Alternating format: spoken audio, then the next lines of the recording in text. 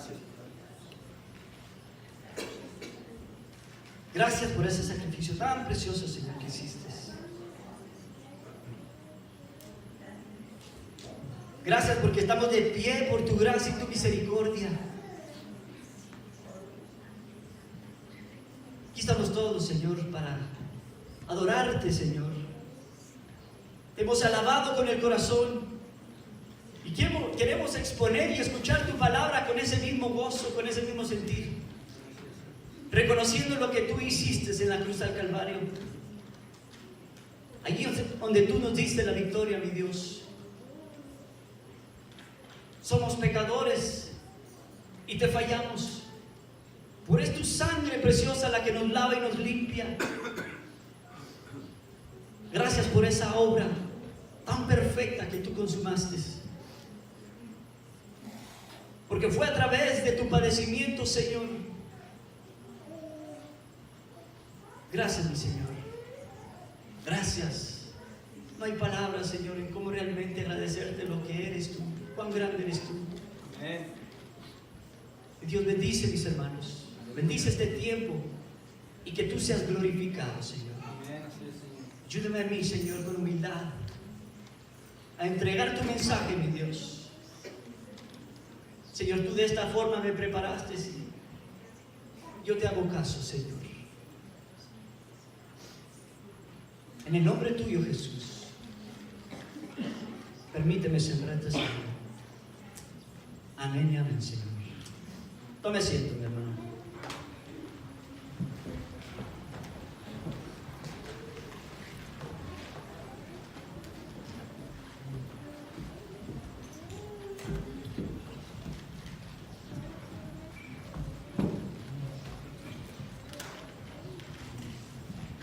Todas las profecías del Antiguo Testamento hablaban y apuntaban de Cristo.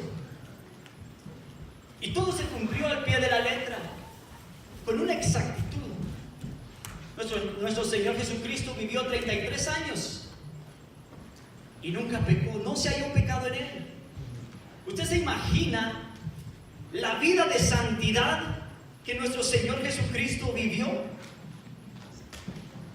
Es fácil leerlo, es fácil pensarlo, pero si lo analizamos, el Señor tuvo una vida muy normal como la que usted y yo tuvimos. El Señor fue tentado, fue provocado, siempre con el propósito para hacerlo caer y para impedir esa obra redentora. Porque si Jesús hubiera pecado en algún punto, la obra redentora hubiera sido un fracaso, hubiera sido en vano. Usted y yo no estuviéramos aquí, estuviéramos ahí afuera deleitándonos en el pecado. Pero gloria a Dios que Él es el Cordero que quita el pecado del mundo. De la misma manera lo presentó Juan el Bautista. Es el único sacrificio que el Padre aceptaría. Un plan que habían formulado desde antes de la eternidad. En los últimos 2 días de Jesús antes de morir, vemos 2 grandes acontecimientos muy notorios, donde Jesús tuvo la oportunidad, la decisión de no cumplir con el plan, de no morir por nosotros. Estoy hablando del huerto de Getsemaní y la cruz al Calvario. Porque el sacrificio de nuestro Señor Jesucristo no empieza en el huerto de Getsemaní. El sacrificio de nuestro Señor Jesucristo no empieza en la cruz al Calvario. Esos 2 acontecimientos solo fueron el momento culminante de su plan perfecto. El sacrificio empieza cuando Él toma la decisión de despojarse de sí mismo, tal como lo relata Filipenses capítulo 2, versos 6 y 8. Acompáñenme ahí. Filipenses capítulo 2.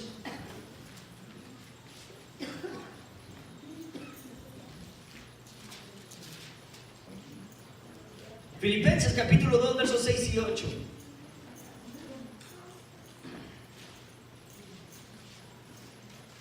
Dice, el cual cual siendo en forma de Dios, no estimó el ser igual a Dios como cosa a que aferrarse, sino que se despojó a sí mismo, tomando forma de siervo, hecho semejante a los hombres. Y estando en la condición de hombre, se humilló a sí mismo, haciéndose obediente hasta la muerte, y muerte de cruz. Dos acontecimientos muy dolorosos para nuestro Señor Jesucristo. Pero Él obedeció por amor a nosotros. Por amor a ti, Él vivió toda una vida de obediencia y sacrificio. Y Él mismo murió siendo el sacrificio. Todos sabemos que Jesús nace de María e inmediatamente, tan solo siendo un bebé, empieza la persecución por Herodes para matarle. Desde un principio querían impedir la obra redentora. Pero los planes de Dios son perfectos. Jesús iba creciendo en conocimiento y en sabiduría. Pero mire, Él tenía bien claro, el Señor Jesús tenía bien claro cuál era su misión. En una ocasión, José y María deciden ir a Jerusalén a la fiesta de la Pascua como era de costumbre. Pero terminando la fiesta de la Pascua, José y María se van rumbo a casa. Y Jesús se queda en Jerusalén. Y Él se queda testificando, hablando de la palabra de Dios. A los 3 días, José y María encuentran a Jesús y afligido lo cuestionan. Y me encanta la respuesta de Jesús. ¿Por qué me buscáis? Mire, parafraseando la Biblia, yo me imagino que Jesús les quiso dar a entender del por qué lo buscaban, si el propósito de ellos era simplemente ir a la fiesta de la Pascua como era de costumbre. Pura religiosidad.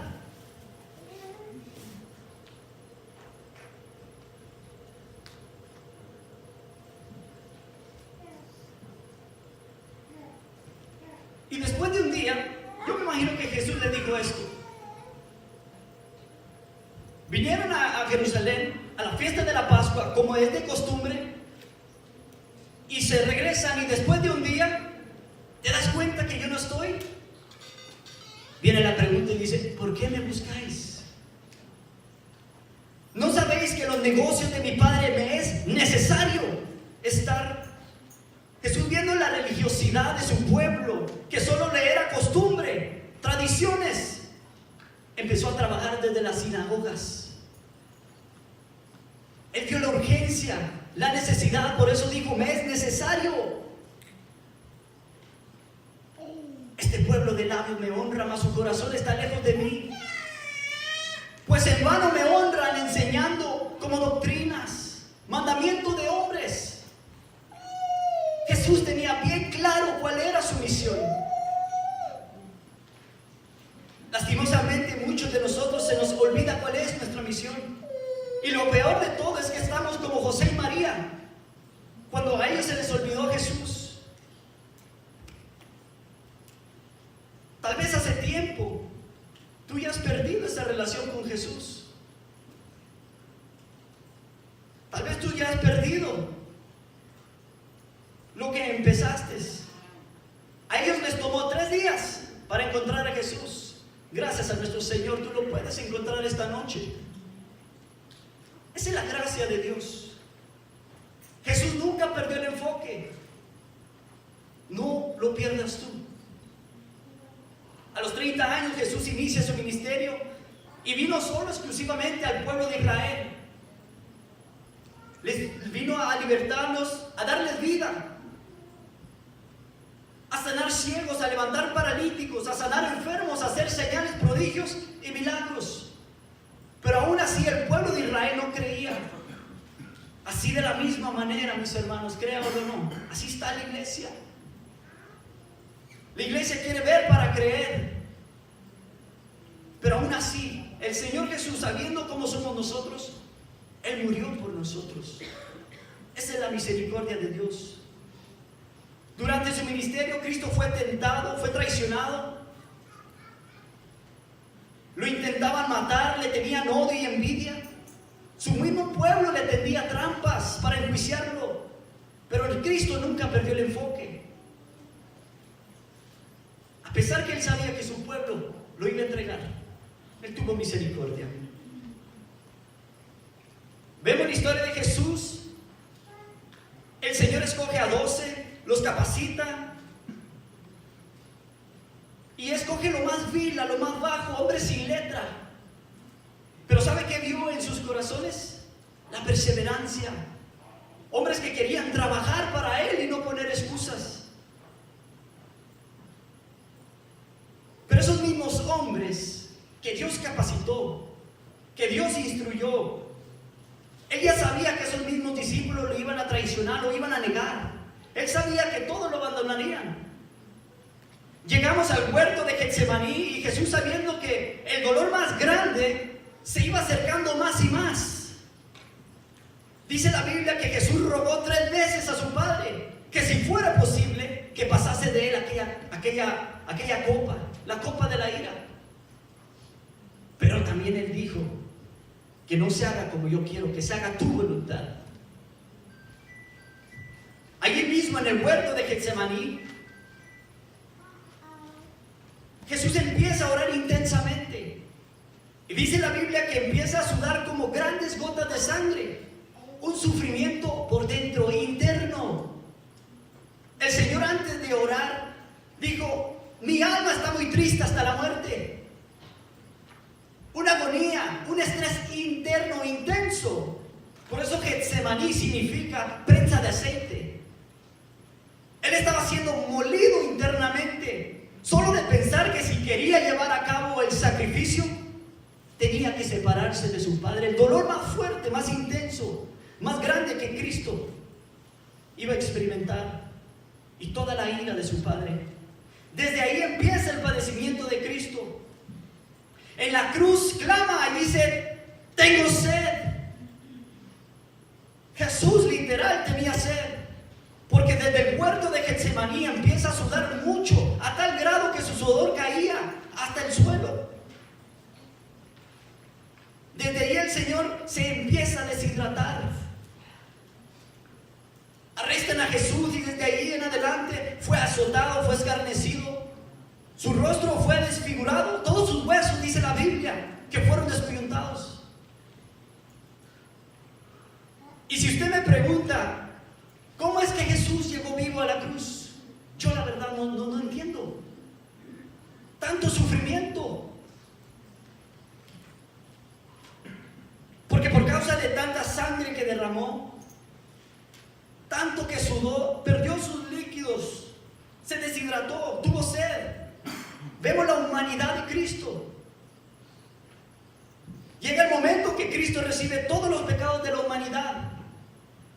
Recibe toda la ira de su Padre. Por 3 horas hubieron tinieblas, por 3 horas fue separado de su Padre. El dolor más grande de Cristo fue la separación de su Padre. Mi hermano Marcelo comentaba, y créalo, no hay nadie quien entienda por el sufrimiento que Jesús pasó. Humanamente no lo podemos comprender, pero Él lo hizo. Él lo hizo por amor a nosotros. Estando en agonía, Cristo vivió el mismísimo infierno por ti y por mí. Él padeció para que te des cuenta de lo que ibas a padecer. Una sed horrible. Acompáñame ahí al libro de Lucas, capítulo 16.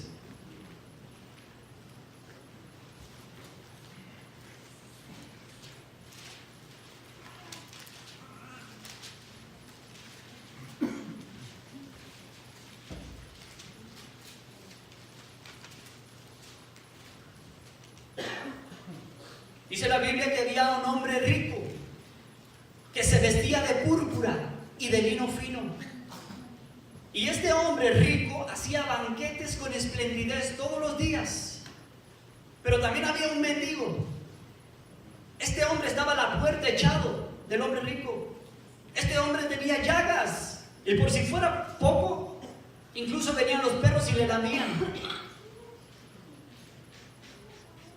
Llega el momento que los dos mueren. Dice la Biblia que Lázaro fue llevado por ángeles y el rico fue sepultado. Y en el verso 23 dice, y en el Hades, este rico, y en el Hades alzó sus ojos estando en tormento. Cristo pasó este tormento por usted y por mí. Y vio de lejos a Abraham y a Lázaro en su seno. Entonces él, dando voces, dijo: Padre Abraham, ten misericordia. Mis hermanos, aquí todavía hay misericordia. En el infierno, créalo, no va a haber misericordia. No tuvieron misericordia con nuestro Señor Jesucristo. Entonces él, dando voces, dijo: Padre Abraham, ten misericordia de mí, y envía a Lázaro para que moje la punta de su dedo en agua y refresque mi lengua, porque estoy atormentado en esta llama. Manda a Lázaro que moje la punta de su dedo, una gota, para refrescar ¿el qué? La lengua. Ahorita vamos a ver cómo a Jesús se le pegó la lengua al paladar. Cristo pasó el mismísimo infierno. Tiene que valorar lo que Jesús hizo. Este rico se conformaba tan solo con una gota, porque estaba atormentado en las llamas. Cristo estaba pasando lo mismo, está tan real, tan literal. Acompáñame ahí al libro de Salmos, capítulo 22.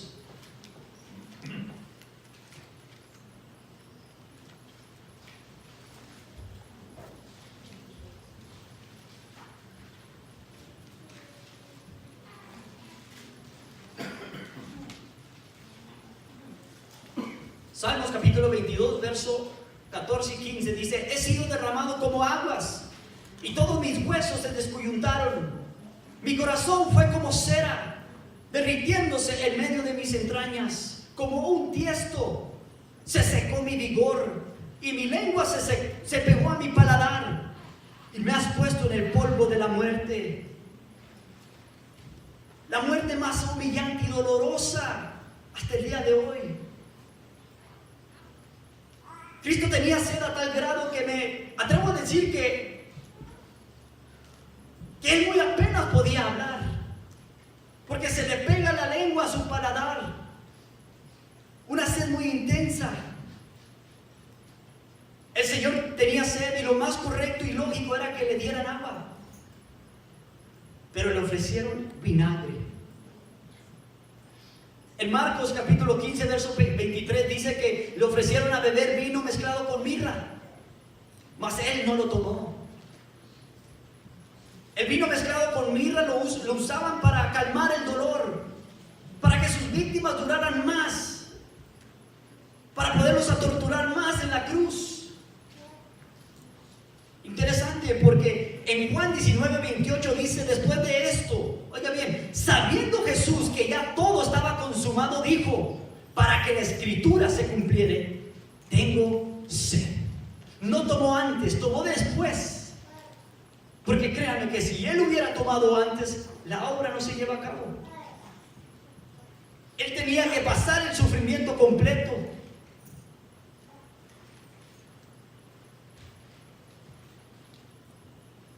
Aquí se estaban cumpliendo todos los salmos del Antiguo Testamento que hablaban de su padecimiento físico. Cristo entregó un sacrificio completo con una exactitud impresionante, ni un minuto más ni un minuto menos. El ser humano siempre ha sido cruel. Pudiendo haberle dado agua, le dan vinagre. Jesús siendo el agua de vida, y él mismo clamando: tengo sed. Espiritualmente, Cristo vino a quitar esa sed humana. En Juan capítulo 4, verso 14 dice: mas el que bebiera del agua que yo le daré, no tendrá sed jamás, un absoluto, sino que el agua que yo le daré será en él una fuente de agua que salte para vida eterna. El incrédulo está como la mujer samaritana, que por dentro tiene un vacío y necesita ser saciado por ellos. Pero ellos no no se dan cuenta porque están sumergidos en el pecado. Desde la caída del hombre en Génesis, vemos que es Dios quien busca al hombre y no el hombre a Dios. En Romanos capítulo 3, versos 10, 11 y 12, dice que no hay justo ni aún uno. No hay quien entienda, no hay quien busque a Dios. Todos se desviaron a una y se hicieron inútiles. No hay quien haga lo bueno, no hay ni siquiera uno. Jesús es el agua viva, el que quiere saciar esa sed espiritual. Pero el hombre siempre busca todo lo contrario. Están sumergidos en el pecado y les impide acercarse a Dios. Acompáñame a ir rápido a Jeremías. Jeremías capítulo 2.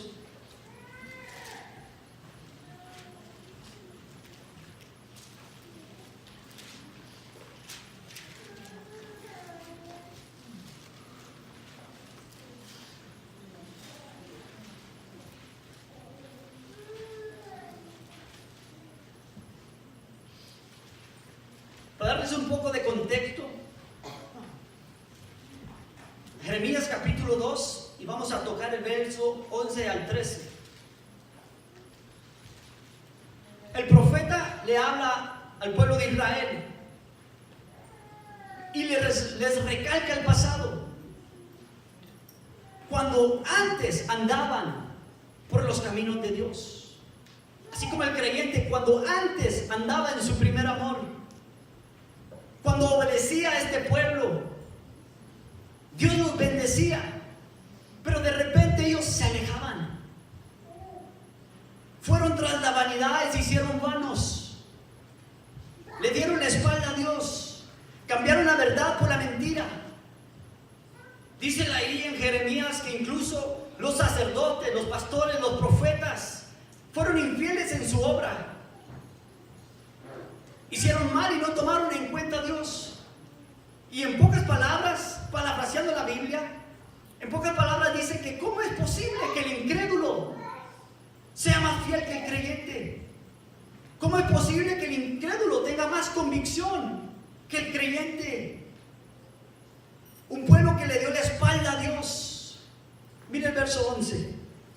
Dice, ¿acaso alguna nación ha cambiado su Dios, aunque ellos no son dioses? Sin embargo, mi pueblo ha trocado su gloria por lo que no aprovecha. Espantaos, cielos, sobre esto, y horrorizaos, desolaos en gran manera, dijo Jehová, porque dos males ha hecho mi pueblo. Me dejaron a mí, fuente de agua viva, y cavaron para sí cisternas, cisternas rotas que no retienen agua. La condición del hombre es como estas cisternas rotas que no retienen absolutamente nada. Una cisterna completa retiene agua y se vacía hasta cuando tú quieres. Pero una cisterna rota, por más que le eches agua, nunca se va a llenar y mucho menos va a retener agua. La mujer samaritana era una cisterna rota, su vida estaba así. Porque 5 maridos había tenido y el que tenía en ese momento no le pertenecía. Y si Cristo no va a su encuentro, a saber cuántos hombres hubiera tenido. Esa es la sed humana. Eso es lo que el mundo ofrece. El incrédulo necesita de Jesús, que es el agua de vida. Pero no se dan cuenta porque están sumergidos en el pecado. Es por esa misma razón que Cristo murió. Y a pesar del cansancio, del agotamiento, de la sed, Jesús hasta el último segundo dio todas sus fuerzas y después de haber tomado el vinagre, clamando, dijo, consumado es. Un grito de victoria. Dijo, la obra está completa, terminada, perfecta.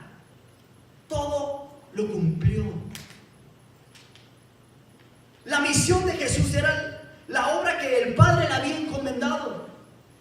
Él mismo dijo: mi comida es que haga la voluntad del que me envió y que acabe su obra. Él tenía bien claro cuál era su misión. Él sabía que Él venía a nacer para morir por ti y por mí.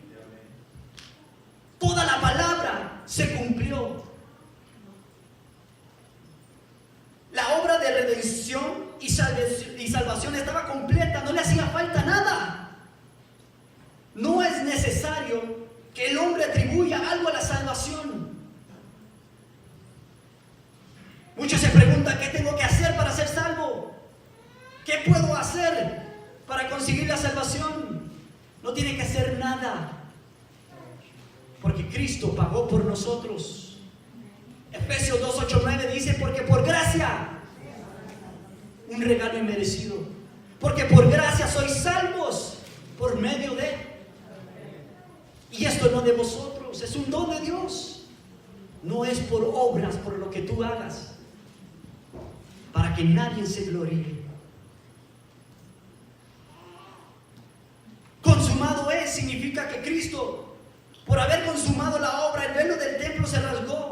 Es decir, que si él hubiera muerto y resucitado, usted y yo no tuviéramos entrada ante la presencia de Dios. Consumado es significa que todas las profecías acerca de su padecimiento se cumplieron a cabalidad, con una excelencia y exactitud. Él consumado significa que la ley ceremonial ya no era necesario. Los sacrificios de animales para perdón de pecados, la sangre de Jesús fue suficiente. Consumado es, Él cumplió toda la ley. Significa que Cristo venció al enemigo y que Él pagó por nuestra cuenta. Porque tú y yo teníamos una deuda que era imposible pagar por tu salvación. Romanos 6:23 dice: porque la paga del pecado, más la dádiva de Dios en Cristo Jesús, Señor nuestro. Tú y yo claramente íbamos a pagar en el infierno, pero Cristo pagó por nosotros. Él vivió el mismísimo infierno por nosotros. Mire lo que dice Hebreos capítulo 2. Acompáñenme.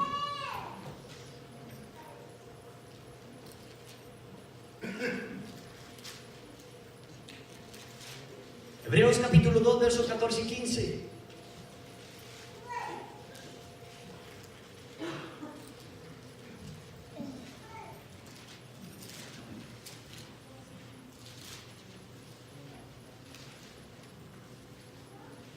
Dice así que, por cuanto los hijos participaron de carne y sangre, Él también participó de lo mismo, para destruir por medio de la muerte al que tenía el imperio de la muerte, esto es el diablo, y librar todos los que por el temor de la muerte estaban durante toda la vida sujetos a servidumbre. Cristo cambia nuestro destino. Antes teníamos miedo de morir, ahora vivimos confiados con una esperanza. Pablo dijo: porque yo sé en quién he creído y estoy seguro que es poderoso para guardar mi depósito para aquel día. Él mismo dijo: para mí el vivir es Cristo y el morir es ganancia. La esperanza que tiene el creyente. Cristo en la cruz venció la muerte. Y mientras Satanás, las potestades, celebraban porque miraban al Hijo de Dios muriendo en un madero, ellos pensaban que habían ganado la batalla. Colosenses capítulo 2, verso 15.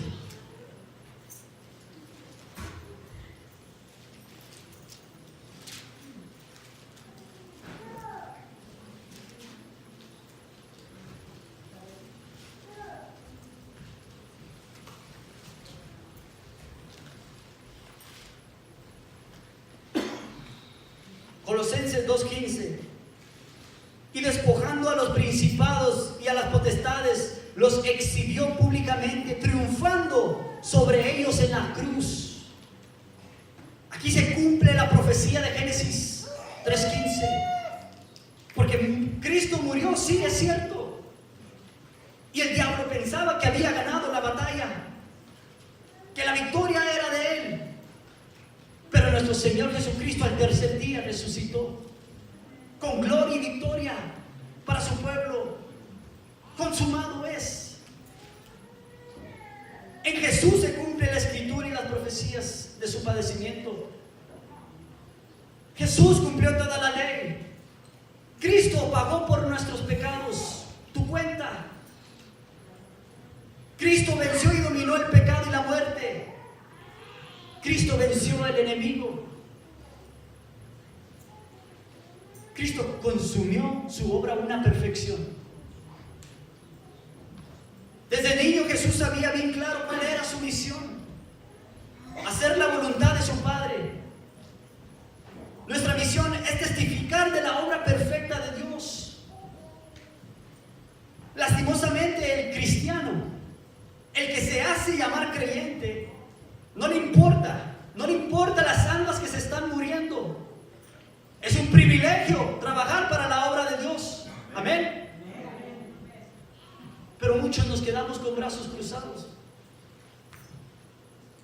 Hace poco estaba viendo una reflexión en el Facebook, la leí y me llamó la atención. Dice que había un joven en la playa y de repente sube la marea y de repente la marea, el mar escupe a muchos peces, millones de peces. Y este joven apresuradamente empieza a tirar los peces al mar. Y lo ve un anciano, dice. Y le dice: ¿pero qué estás haciendo? ¿Ya levantaste la mirada? ¿Ya viste que son millones de pescados? Tú solo no vas a poder. Él dijo: es cierto. Pero todo aquel pez que yo vaya y se me cruce en el camino, lo voy a echar al mar. El Señor Jesús dijo: a la verdad la mies es mucha, pero los obreros son pocos. Somos llamados para un propósito, pero ignoramos la voluntad de Dios. Hacer la voluntad de Dios. Se nos olvida realmente que somos hijos de un rey. Acompáñame allí a 1 Pedro capítulo 2. Verso 9.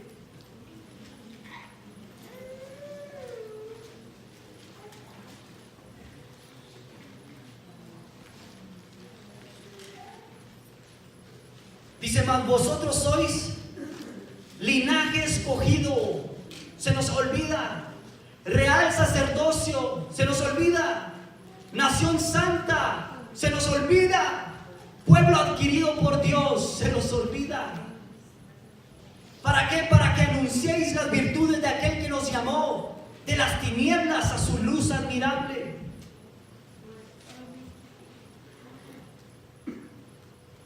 Cristo consumió la obra perfecta para nosotros. ¿Tú estás consumiendo tu obra? La obra que Dios empezó en tu vida. Vemos a un Pablo cuando estaba a punto de morir que dijo: he peleado la buena batalla, he acabado la carrera y he guardado la fe. Él consumió su obra.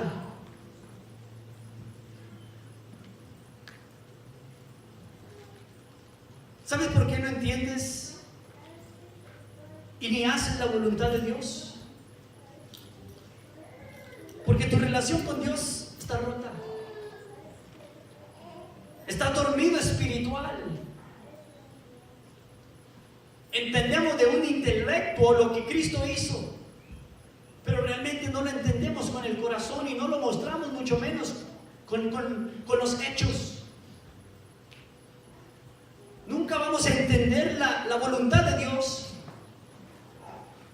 si su relación con Dios está rota. Cristo entendió la voluntad de su Padre, porque Él vivió una vida de santidad, de obediencia, con un corazón puro, olvide que un día cada uno de nosotros vamos a estar delante de Dios y nos va a juzgar, no para condenación a los hijos de Él, sino para dar cuenta de lo que no hicimos, de lo que teníamos que haber hecho y no lo hicimos, de los dones que Él nos dio pero no los aprovechamos. Y si Dios en este momento te preguntaría: ¿qué has hecho con lo que te he encomendado?, ¿qué le responderías? Yo quiero que medite esto en su corazón. Si el Señor estuviera aquí: Silvano, ¿qué has hecho con lo que te he encomendado?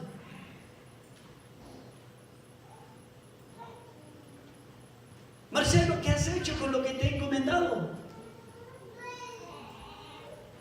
¿Qué le responderíamos al Señor? En el huerto de Getsemaní, ninguno de los discípulos entendían la voluntad. Nadie entendía lo que Cristo estaba a punto de hacer.